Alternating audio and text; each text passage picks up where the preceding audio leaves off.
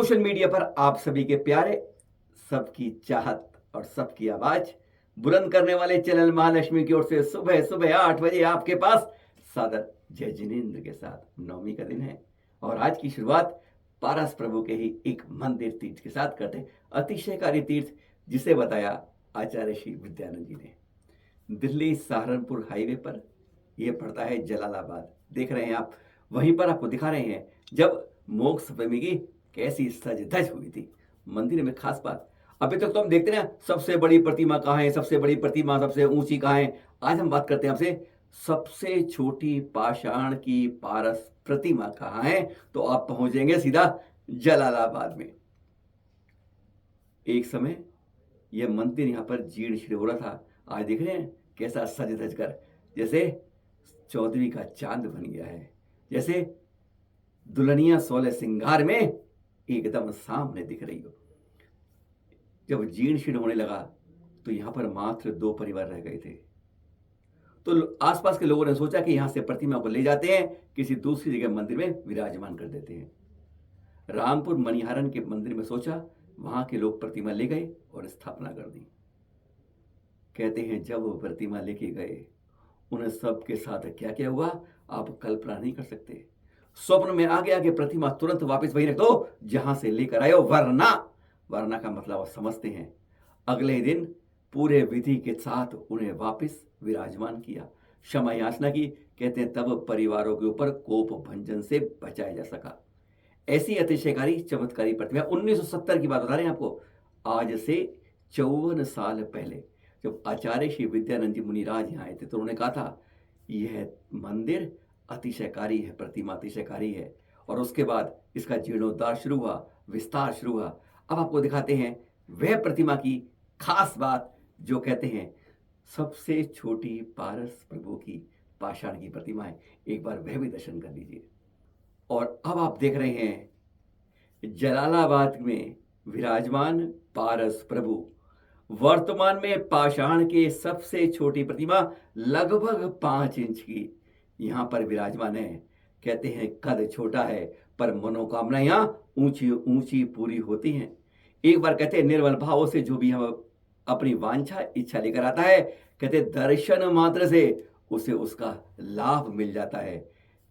लोग अनेकों केवल इसी भावना को लेकर आते हैं।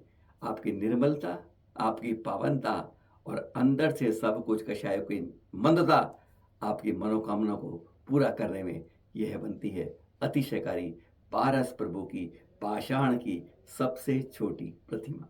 अतिशयकारी तीर्थों के अंदर सबसे बड़ा नाम आता है श्री महावीर जी। जी हाँ, ऐसे बहुत कम लोग होंगे, कम से कम उत्तर भारत में, जिन्होंने इस तीर्थ के दर्शन नहीं किए होंगे। और जब इस तीर्थ दर्शन करते हैं ना, अब जब मुगल महावीर स्वामी के मंदिर से चलकर दूसरी तरफ कहते हैं नदी के पार जाते हैं, शांतिनाथ मंदिर तक जाने के, और भी कई मंदिरों में, तो आपको सूखी सूखी गंभीर नदी के अंदर जाते हैं। गंभीर नदी क्या, वहां तो छोटी छोटी धाराएं मिलती हैं। कभी कभी कहते हैं महावीर जनगणक पर पानी छोड़ना पड़ता है। पर आज गंभीर नदी को देखिए, जल जला दिखा रही है। यानी इस पार से उस पार संभव नहीं, इसको करना पार। तटों को तोड़ दिया है और कहते हैं हरियाली को बिखेरते हुए अपना ऐसा रूप इसने आज तक शायद आप लोगों ने नहीं देखा होगा।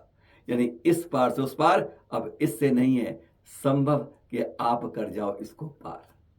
दूर तक देखिए कैसे गंभीर नदी अपनी गंभीरता दर्शा रही है।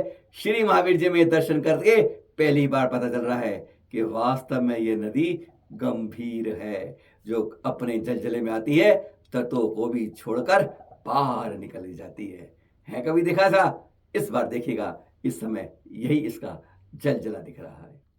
तप त्याग की पराकाष्ठा में दिगंबर संतों का कोई मुकाबला नहीं।